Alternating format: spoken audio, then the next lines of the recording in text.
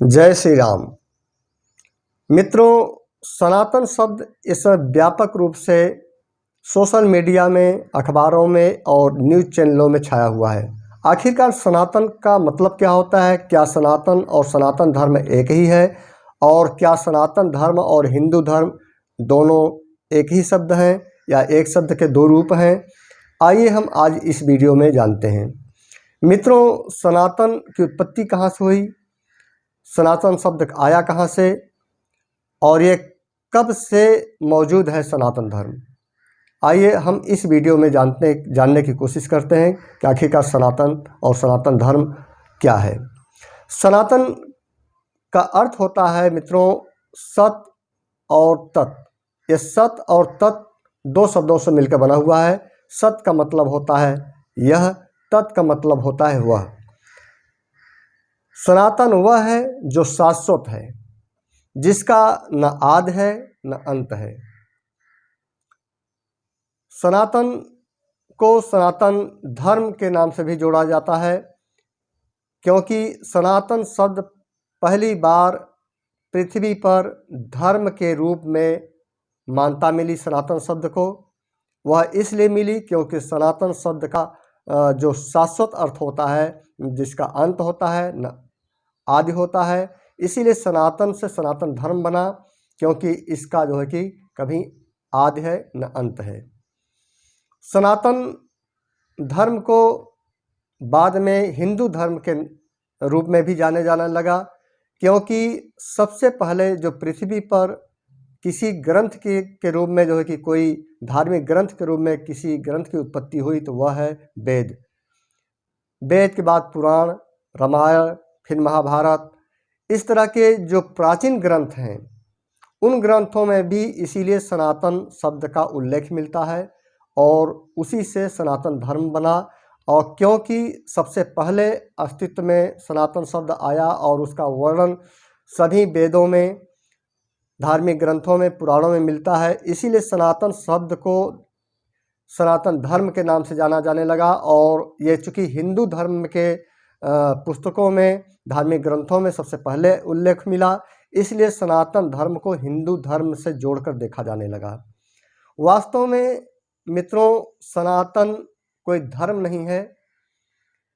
Actual में सभी धर्मों का आदि है सनातन, चाहे वह हिंदू धर्म हो, चाहे मुस्लिम धर्म हो, चाहे सिख धर्म हो, चाहे ईसाई धर्म हो, चाहे पृथ्वी पर कोई भी धर्म हो, उन सभी धर्मों का आदि है सनातन और सनातन से ही सबकी उत्पत्ति हुई है। इसीलिए सनातन धर्म को आज जो है कि जब हिंदू धर्म से जोड़ा जाने लगा तो अन्य धर्म के लोगों को इस पे जो है कि आपत्ति होती है, क्योंकि सनातन शब्द का यूज ज़्यादातर हिंदू धर्म में किया जाता था और अब भी किया जाता है। तो जो सनातन धर्म है, जो बागेश्वर धाम सरकार आज प्रचार प्रसार कर रहे हैं कि वास्तव में सनातन धर्म हिंदू धर्म के नाम से न जोड़ा जाए, बल्कि यह सभी धर्मों का एकल रूप है, सभी धर्मों का समन्वय है सनातन, जिसका आदि है न अंत है। सभी धर्मों की उत्पत्ति भी यहीं से हुई है। तो सनातन का मतलब यह होता है जिसका आदि है न अंत है, जो चिर स्थायी है, शाश्वत है, निरंतर है। तो मित्रों, सनातन शब्द का आप लोग अर्थ इस वीडियो में आप समझ गए होंगे कि आखिरकार सनातन शब्द का अर्थ क्या होता है। सनातन शब्द का सबसे पहले आपको बता दूं कि जो ग्रंथों में और हमारी सभ्यता में वर्णन मिलता है वह हमारे भारत और आधुनिक पाकिस्तान के क्षेत्र में सिंधु घाटी की सभ्यता थी। सिंधु नदी बहती है और सिंधु घाटी की सभ्यता उसी नदी के किनारे बसी हुई थी। इसी उपमहाद्वीप में जो है कि सनातन शब्द का जो है कि सबसे पहले प्रचार प्रसार हुआ था और यहीं पर सबसे ज़्यादा सनातनी लोग रहते थे। और यहाँ के लोगों को जो रहते थे, वहाँ के लोगों को सनातन धर्म, सनातनी कहा जाने लगा। और यहीं से धीरे धीरे जब सनातन शब्द का हिंदू ग्रंथों में उल्लेख आने लगा तो वहाँ से सनातन शब्द धर्म को हिंदू धर्म से भी जोड़ा जाने लगा। वास्तव में मित्रों आप लोग जान गए होंगे, सनातन धर्म, सनातन शब्द किसी हिंदू धर्म से रिलेटेड नहीं है, बल्कि सनातन धर्म सभी धर्मों का समन्वय है और इसका विरोध लोगों को नहीं करना चाहिए।